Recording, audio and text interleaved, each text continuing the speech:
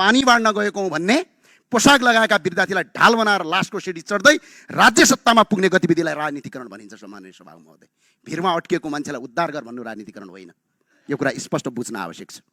संसद भवन चाहिँदैन, संसदहरू चाहिँदैन भन्दै आगो लगाउने, तर पछि त्यही संसदको चुनाव लड्ने गतिविधिलाई राजनीतिकरण भनिन्छ।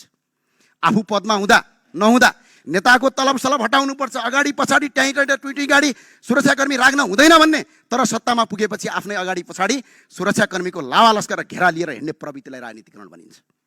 आफै सरकारमा बस्ने, आफै आफ्ना कार्यकर्ता लगाएर न्युरो र सञ्चार माध्यम र कार्य र प्रतिपक्षका घर अगाडि अवैधानिक पार्किङ गराउने, त्यसको भिडियो बनाएर सर्वसाधारणले गरेको भन्दै अल्गोरिदम फलाएर मिडियाबाजी गर्ने गतिविधिलाई राजनीतिकरण भनिन्छ।